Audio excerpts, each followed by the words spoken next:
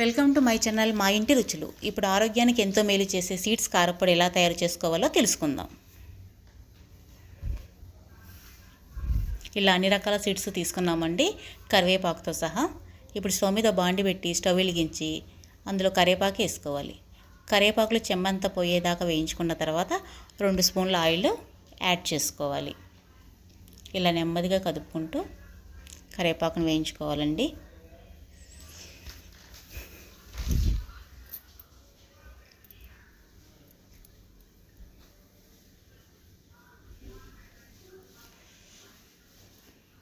ఇలా కరివేపాకును నొక్కితే 2 ముక్కలు అయ్యేలాగా వేయించుకోవాలి. కరివేపాకు వేగిందండి. కరివేపాకును తీసి పక్కన పెట్టుకొని అదే బాండ్లో 2 స్పూన్ల ఆయిల్ వేసుకొని ఎండుమిరపకాయలు వేయించుకుందాం.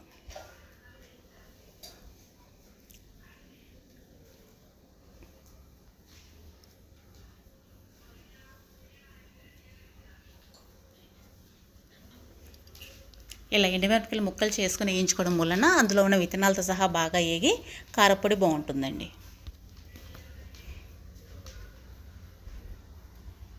ఎండుమిరపకాయలు వేగేయండి. దీన్ని పక్కకు తీసుకుందాము.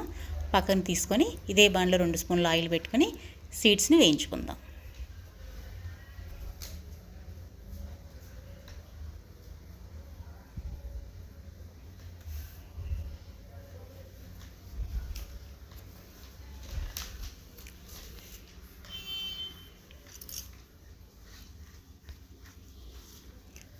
ఫస్ట్ పచ్చెనపప్పు వేసి వేయించుకుందామండి.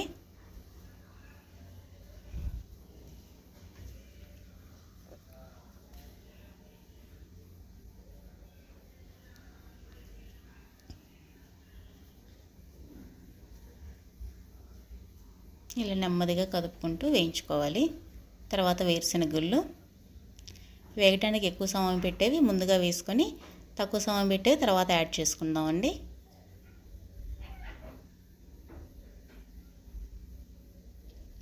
మినపగుళ్ళు,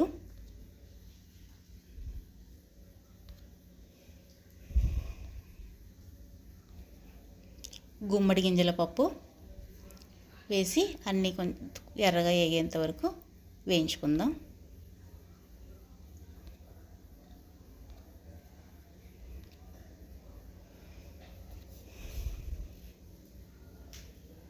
ఇలా బాగా తిప్పుకుంటూ వేయించుకున్నామండి. ఎర్రగా వేగినాయి. ఇవి పక్కకు తీసుకొని మిగతా సీడ్స్ వేయించుకుందాం.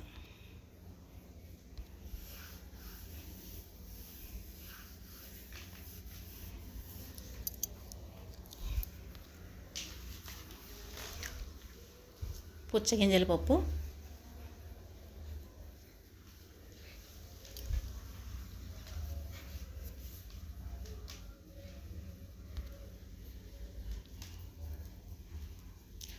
పొద్దుతిరుగు పువ్వు విత్తనాలు,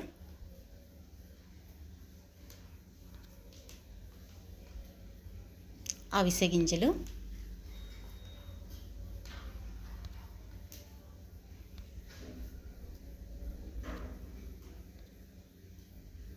ధనియాలు,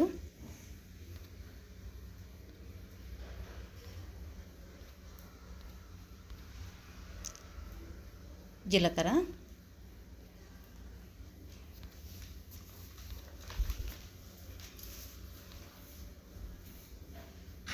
నువ్వులు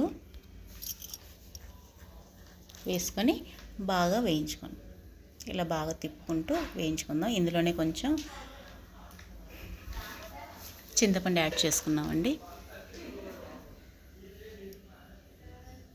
ఫస్ట్ ఇలా ఎండుమిరపకాయలు ఉప్పు కలిపి మిక్సీ వేసుకుందాం.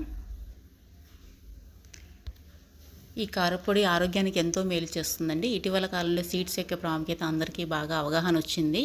నానబెట్టుకుని అవి తిని అంత టైం లేని వాళ్ళు ఈ కారపొడిని చేసి నిల్వ ఉంచుకొని ఉపయోగిస్తే ఎంతో మేలు చేస్తుంది. తర్వాత కరివేపాకు వేసుకున్నామండి మిక్సీ. ఇలా మిగతా సీడ్స్ అన్నీ కూడా మిక్సీ వేసుకొని ఒక గిన్నెలో వేసుకొని బాగా కలుపుకోవాలండి. ఈ కారపొడి మూలన స్కిన్కి, గుండెకి ఎంతో మేలు చేస్తుందండి. బరువు తగ్గడానికి కూడా, వెయిట్ లాస్లో కూడా ఇది బాగా ఉపయోగపడుతుంది. వెల్లుల్లిపాయలు కూడా ఈ కారపొడిలో యాడ్ చేస్తే మంచి సువాసన వచ్చి ఫ్లేవర్ బాగుంటుందండి.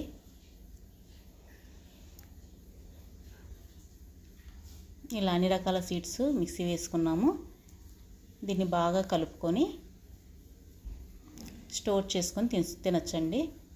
దీనిలో ఇడ్లీలో కానీ రైస్లో కానీ బాగా ఉంటుందండి టేస్ట్.